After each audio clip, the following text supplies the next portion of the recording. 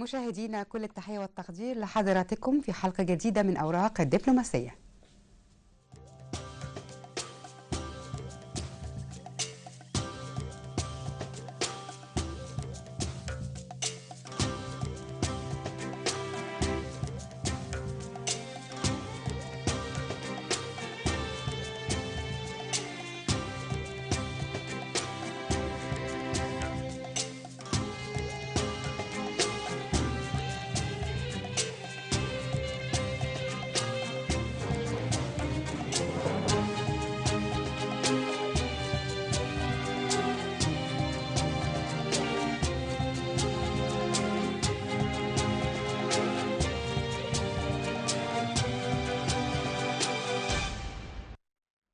في حلقتنا النهاردة في أوراق دبلوماسية هيكون الحوار عن ليبيا، الدولة الشقيقة الجارة تجمعنا بها الكثير من القواسم المشتركة، الحدود، التاريخ، علاقات نسب ومصاهرة، قبائل موجودة على الحدود بين الدولتين، وهذه القبائل لها أصول ما بين مصر وليبيا.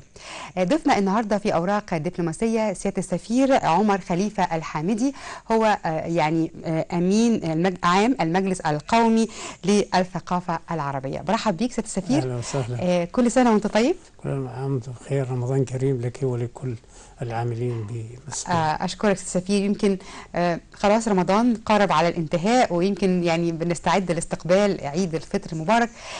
خليني نتكلم الأول عن ليبيا. رمضان في ليبيا شكله إيه؟ مظاهر رمضان في ليبيا شكلها إيه؟ أهم المعالم الأساسية اللي بتقول يعني فعلا هنا رمضان في ليبيا. بسم الله الرحمن الرحيم. إن هذه أمتكم أمة واحدة وأنا ربكم فاعبدون. نحمد الله أننا عرب، ونحمد الله أن الله سبحانه وتعالى كلف العرب بآخر الرسالات. نحن في شهر رمضان وفي الأيام العشر الأخيرة، وهذا يعني وقت مناسب لأن نتضرع فيه لله سبحانه وتعالى أن يأخذ بأيدي الأمة العربية وأن يخرجها من هذه الغم. ليبيا بلد عربي كبقية الأمة العربية والشعوب الإسلامية، تحتفل برمضان، تصوم رمضان، وقد يكون صيامها لا أريد أن أقول شديدا ولكنه ملتزما. الذين يعطون اهتمام كبير للصيام، كبيرهم وصغيرهم. تمام. لا يعترفون بأي أعذار، لابد من الصوم. هذا الحقيقة يستجيب لتقاليد البيئة الصحراوية وتعود الناس على الجلد. الصيام كما قلت هي يعني مسألة إسلامية، وهي واردة في القرآن، وما فيهاش أي يعني تميز منطقة على منطقة إلا بقدر يعني مثلا ليبيا، مثلا رمضان في ليبيا في الجنوب في الجنوب مختلف عن الشرق، عن الغرب، عن الشمال، ولكن ولا كلها طقوس؟ لا طقوس واحدة، طقوس واحدة. أولا يعني النسيج الاجتماعي واحد، كلهم يتكلموا اللغة العربية، مسلمين 100%. والإسلام ليس جديد يعني. لا طبعا احنا عارفين. العادات واحدة. ممكن تكون الطقوس الدينية واحدة في كل دول العالم الإسلامي، لكن تبقى يعني العادات والتقاليد تختلف شوية من بلد لأخرى، من طبيعة لأخرى، من ثقافة دولة لأخرى. هو ده السؤال. أنا يعني عشت وصمت في عدة بلدان العربية، لم أرى خلافا كثيرا، على الإطلاق. بس مختلف في القاهرة تتسفي؟ يعني القاهرة بتعتبر مصر أم الدنيا، والقاهرة من سماها منذ 1000 سنة قاهرة يعرف قيمتها، فهي مدينة كبيرة وفيها أنواع من المصريين ومن العرب ومن المسلمين. فيها يعني تعددية ثقافية كبيرة جدا، وبالتالي بالإضافة إلى إبداعات المصريين وحرفيتهم، فتجد فيها يعني بالليل في رمضان القاهرة لا تنام غير بقية المناطق العربية الأخرى. لكن الحمد لله أن التقاليد واحدة والثقافة واحدة والغرض من الصوم واحد.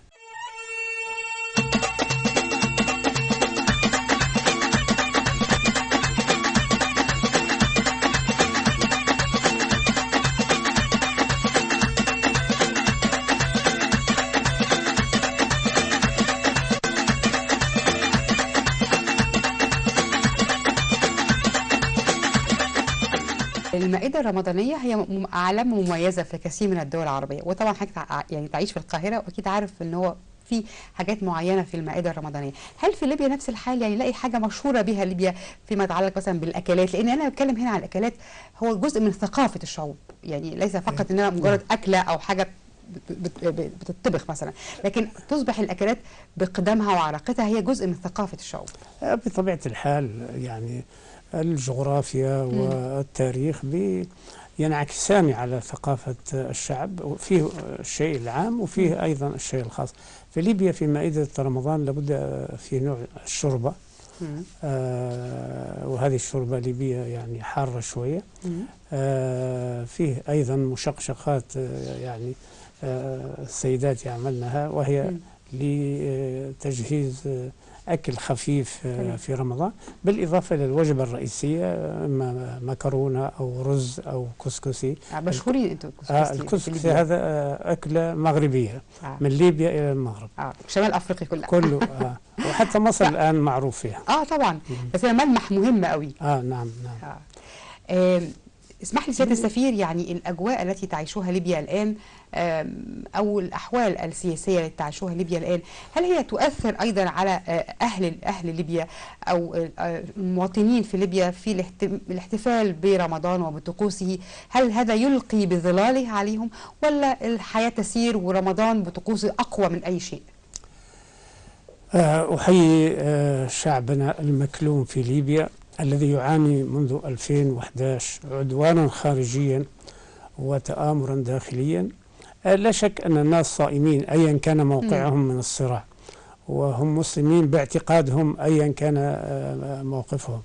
الليبيين حتى الآن بالنسبة على الأقل للمظاهر أنهم مسلمون سنيون يتبعون تقاليد الإسلامية، لكن الحقيقة إذا حبينا نتعمق في الفهم والتأويل، ما يجري في ليبيا مخالف لمصالح الشعب الليبي، مخالف لثقافتهم، مخالف لدينهم، لأنه ليس من المسموح به لا دينيا ولا مصلحيا أن يقتتل الشعب الواحد، وأن يستخدم السلاح، وأن يكون عونا للأجنبي ضد الحقيقة. أنا هنا أريد أن ألقي الضوء. الخارج كان منذ 2011 ولحد اليوم هو يسعر في هذه الحرب ويزيد من أوارها، وأنه يعني مجموعة من الليبيين تظاهروا في بنغازي، تنعقد الجامعة العربية وتصدر رسالة لمجلس الأمن، يجتمع مجلس الأمن ويأخذ قرار ويطلب فيه من الناتو أن يعتدي على ليبيا. ما صارش هذا في التاريخ. ليبيا الآن تعاني. لماذا لا يتدخل مجلس الأمن؟ يعني عشان نشوف الفارق ما بين نية التدخل الأجنبي السلبي والموقف الذي يتخذه الآن العالم والمجلس رغم الرياء والكذب الذي يقولونه. الشعب الليبي بكل صراحة يعاني الآن، ونحن نتوجه لكل الأمة العربية وعلى رأسها مصر. ومصر لابد تعرف أن ما يجري في ليبيا موجه ضد مصر كما هو موجه ضد ليبيا وضد كل الأمة العربية. الحقيقة فيه جهود الآن، ولكن لابد أن نوضح حاجة. ليبيا الآن محتاجة إلى مصالحة، ومحتاجة إلى إنهاء الحرب سلميا، ومحتاجة إلى الاعتراف بالجيش. ما معقول بلد ما يكونش فيها جيش. فيه الآن بعض المشاكل ما بين المنطقة الشرقية والغربية في موضوع الجيش. طيب ما هو الجيش؟ احنا نشوف كل من عنده رقم عسكري يصبح ملحق بالجيش. الناس الذين التحقوا بالحرب الأهلية إذن يوضع حل لهم. إذن مصر الآن تستطيع أن تتبنى دور مؤتمر القبائل الذي اجتمع في المدة الأخيرة وأخذ قرار أنه يدعو الشعب الليبي. احنا عندنا معطى متوفر في ليبيا، وهو معطى التكوين الاجتماعي، الإطار الاجتماعي. القبلي؟ كل الجماعات في ليبيا مؤطرة داخل القبائل وداخل مدن، وهؤلاء عندهم خبرة كيف يبعثوا مندوبيهم ويجلسوا جميعا مهما كان لونهم السياسي. لا يهمنا في خلافاتهم السياسية. احنا مرحلة انتقالية، موجبات للثقة باش تنتهي الحرب، ثم إعادة المؤسسات المدنية والعسكرية والقضائية، ثم بعد ذلك الناس تذهب للانتخابات. في الإمكان الحقيقة مصر تتبنى، وهي مشكورة يعني من خلال رئاستها للاتحاد الأفريقي، تحاول أن يعني يعم السلم في ليبيا والسودان وغيرهم من البلاد.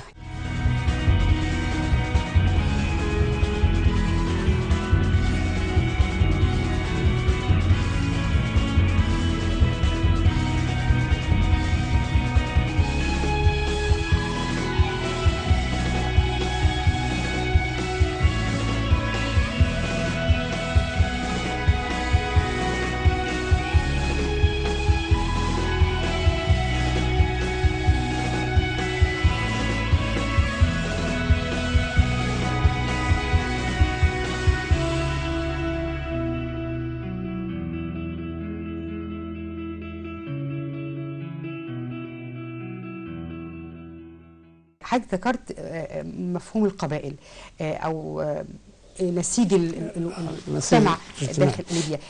ماذا تعني القبيلة بالنسبة لليبيا؟ بسم الله الرحمن الرحيم. الله سبحانه وتعالى يقول: يا أيها الناس إنا خلقناكم من ذكر وأنثى وجعلناكم شعوبا وقبائل لتعارفوا. إذا القبيلة هي امتداد للأفراد، هي امتداد للأسر، هي أسرة كبيرة، ثم من بعد هذه الأسر القبيلة هو الوطن. يعني هي ليس شيء صناعي مفبرك، هو تكوين إلهي فطري لابد أن نحترمه، لكن لا يجب أن نترك له أنه هو يذهب في اتجاه خاطئ، التعصب والأنانية وإلى آخره. فالقبيلة الحقيقة ومش لسنا نحن، يعني العالم الأوروبي هذا كان قبائل قبل 400-500 سنة، كانوا قبائل وتاريخهم احنا درسناه. إذن القبيلة هي معطى اجتماعي، تكوين اجتماعي، لكنها أيضا هو مؤثر في ليبيا، طبيعة الحياة في ليبيا. نعم. أريد أن أشير، أنا ساهمت في تأسيس الاتحاد الاشتراكي في ليبيا سنة 70. لماذا؟ لأن مصر وليبيا والسودان اتفقوا يتوحدوا في 23 ديسمبر 69، فأنشأت ليبيا والسودان كلاهما اتحاد اشتراكي حتى تكون الثقافة واحدة. فإحنا أخذنا النظام الأساسي في مصر لا يعترف بالقبيلة، فرحنا شطبنا على القبائل في ليبيا كلها وسميناها المحلات. القبيلة محلة، والشيخ القبيلة سميناه مختار لأن الشعب يختار. لكن بعد ذلك لما رجعنا وجدنا يعني القبيلة لا نستطيع أن نشطبها بجرة قلم، هي تكوين اجتماعي، لكن يجب أن يخضع للثقافة ويخضع للدين ويخضع لمقومات الحياة المدنية. كم عدد القبائل في ليبيا؟ في حصر بعدد القبائل؟ يعني في قبائل كبيرة وقبائل صغيرة، لكنها بين 500 إلى 1000 قبيلة. أشهر القبائل في ليبيا كثير من الشرق للغرب يعني. أشهرهم شوف القبائل، يعني التاريخ الليبي بعيد الغور، له علاقة بالفراعنة هنا، له علاقة بالفينيقيين، له علاقة بالتاريخ العربي القديم في الجزيرة العربية. اختلف لما الحضارة الأوروبية وصلت إلى مرحلة الاستعمار، حاولوا في القرن ال17 وال18 أنهم يجعلوا بعض الفواصل ما بين سكان شمال أفريقيا، وسموا بعضهم عرب وبعضهم أمازيغ ولا كذا. لكن الحقيقة النسيج الاجتماعي ما بين العراق والمغرب هو نسيج واحد، وهذا يدلل أن الدولة الإسلامية حكمت من الصين إلى فرنسا. لماذا بقت هذه المنطقة فقط هي التي تتكلم اللسان العربي؟ لأن هذه المنطقة في تاريخ من 3 إلى 10,000 سنة تاريخ مشترك. وبالتالي يعني في قبائل مثلا ممكن تكون نزحت مثلا من منطقة الجزيرة العربية وصلت لمصر، ومن مصر إلى ليبيا وإلى تونس وإلى الجزائر. آخر يعني الهجرات الأولى كانت في فترة الفتح العربي. واحنا عارفين أن عمرو بن العاص وعبد الله ابن أبي السرح هما الذين فتحا مصر وليبيا. طرابلس بعد القاهرة تم فتحهما فجاءوا معهم علماء ومشايخ وناس، ثم بعد ذلك حصل. لكن أكبر هجرة هي في القرن الخامس الهجري، اللي هو 444 للهجرة، قبائل بني هلال وبني سليم. هذه القبائل من نجد إلى البحرين، الخليج الحالي كان يسمى البحرين، ثم إلى العراق، ثم إلى بلد الشام، ثم إلى مصر. مصر في ذلك الوقت كان يحكمها المعز لدين الله الفاطمي، فخاف يعني يعني بحساب ذلك الزمن في تاريخ الهلاليين بيقولوا 94,000، يعني حوالي 400,000 بخيلهم وقضهم وقضيضهم، فخاف عليهم أن يعني يفسدوا الزراعة في وادي النيل، فاقترح عليهم أنهم يرحلوا إلى شمال إفريقيا، وبالفعل ذهبوا وحتى وصلوا الأندلس وقاتلوا في الأندلس، ثم بعد ذلك بدأوا يرجعوا. ولذلك تلقى قبيلة، يعني أنا الحوامد موجودة من اليمن إلى الجزيرة، إلى العراق، موجودين في البصرة، إلى الشام، إلى صعيد مصر، إلى جنوب وغرب تونس، إلى وسط الجزائر، إلى المغرب، في شرق المغرب، وهكذا. يعني نسيج اجتماعي واحد. ويمكن كمان بين مصر وليبيا هناك قبائل، يعني نعم. يعني تحتار هي أصولها، يعني الأصول هنا ولا هنا، يعني طبيعة القبائل، أو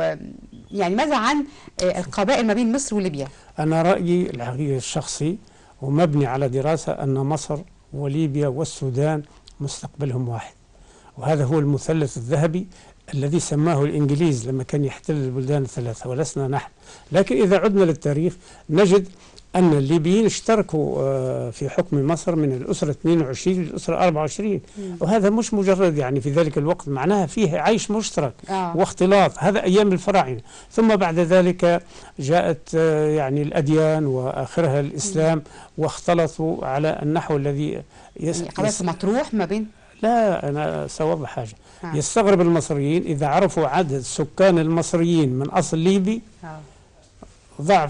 ضعف عدد سكان ليبيا، من 14 إلى 15 مليون مصري من أصل ليبي، وليسوا على الحدود كلهم، موجودين في مرسى مطروح والواحات، لكنهم موجودين في المنيا وموجودون في الفيوم وموجودين في هذه الصحراء شرق وغرب النيل. إذا هم شعب واحد، هذا من الناحية الديموغرافية. من الناحية الثقافية هم كذلك. من الناحية السياسية والمصلحية، أنا هذا اللي يعني اسمحي لي أن أشير بين ليبيا ومصر. والحقيقة أنا أتوجه هنا لأحيي السيد الرئيس عبد الفتاح السيسي وأحيي القيادة المصرية والبرلمان المصري في 3 وثائق دستورية حديثة تربط ليبيا بمصر. دستور ميثاق طرابلس 69 وقعه جمال عبد الناصر، معمر القذافي، جعفر النميري. وهذا يعني كل المثقفين كل الوطنيين المصريين عليهم أن يراجعوا هذه الوثيقة. 2 اتحاد الجمهوريات العربية وقعها الرئيس السادات ومعمر القذافي وحافظ الأسد 72. ثم ثالثا والأهم الاتفاقيات ال10 سنة 90 وقعها الرئيس مبارك ومعمر القذافي سنة 1990. فيها الحريات ال4 اللي هي مضمون الوحدة. الشعب البلدين يدخل من غير تأشيرة يا مصريين. 2 حرية الإقامة. 3 حرية العمل. 4 حرية التملك. بعد 25 يناير وأنا هنا أتوجه للسيد رئيس مجلس النواب، للأسف الشديد أوقفت هذه الاتفاقية، فمن يتحمل؟ الآن المصري لا يستطيع أن يذهب لليبيا، وقطر وتركيا هم اللي يسيروا في شؤون ليبيا. هل هذا معقول؟ هل احنا نفكر بتفكير على الأقل مصلحي؟ من هنا الحقيقة يعني أنا وعدد كبير من الليبيين والعرب يرون أن مستقبل البلاد العربية هو أن مصر يعني بفضل الإقليمين الجارين، وسماهم الدكتور نديم البطار صاحب كتاب الإقليم القاعدة، في يعني درس 20 تجربة في الأمم اللي انتقلت من التشتت إلى الوحدة، 20 تجربة، منهم ألمانيا ومنهم إيطاليا وكذا، فوجد قانون سماه الإقليم القاعدة. لابد من بلد تقول أنا مسؤولة عن توحيد هذه الأمة، ومصر قامت بهذه التجربة أيام الرئيس جمال عبد الناصر. فالحقيقة اسمح لي سيادة السفير يعني بس اتفضل. هو سمى ليبيا ومصر والسودان القاعدة المركبة، القاعدة المركبة. ومن هنا الحقيقة أنا أهيب بأخوتنا المصريين اللي تعلمنا على أيديهم أنه لأن أمامنا وضع صعب جدا. الأمة العربية إما تدافع عن نفسها بالوحدة أو تزول. هذا الغرب الذي استعمرنا باسم المدنية ويستعمرنا الآن باسم الديمقراطية، الآن يتوجه لأن يقول ما فيش فلسطين، ما فيش عرب، في دولة سنية أو شيعية أو مسيحية أو مسلمة وفقط. على أساس يعني تستفيد يمكن ده موضوع يعني عايز حلقات نتكلم فيه، يعني خارج عن إطار سياق كلامنا. لا احنا في علاقات بين الشعبين.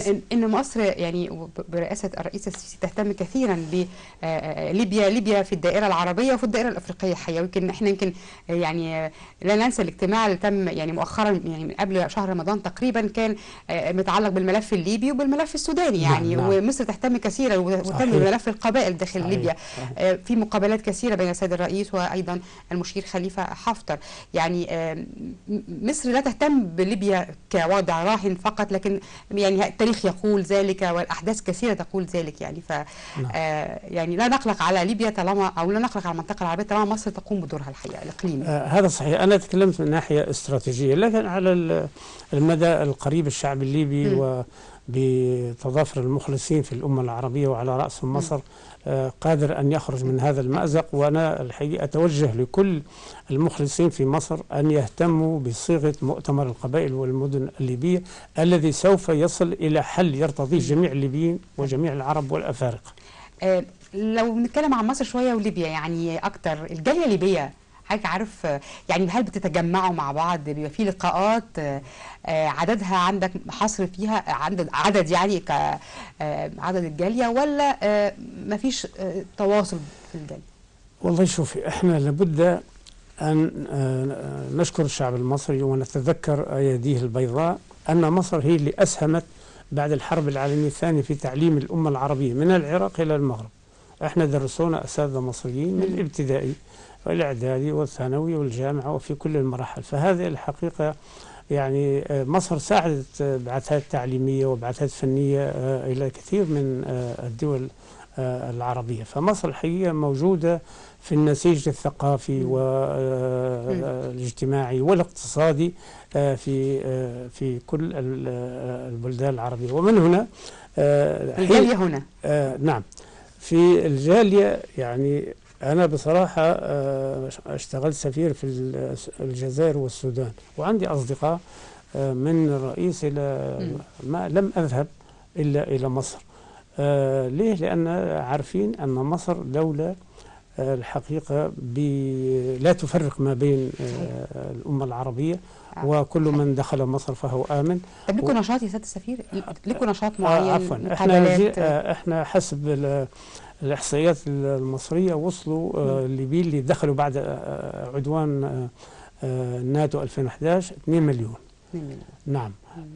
بعد ذلك بطبيعة الحال المنطقة الشرقية أصبح وضعها أفضل، فكثير من الناس رجعوا. احنا هنا أسسنا جمعية للأخوة الليبية المصرية، وهي تعمل وتحل يعني إن عرضت مشاكل أو شيء.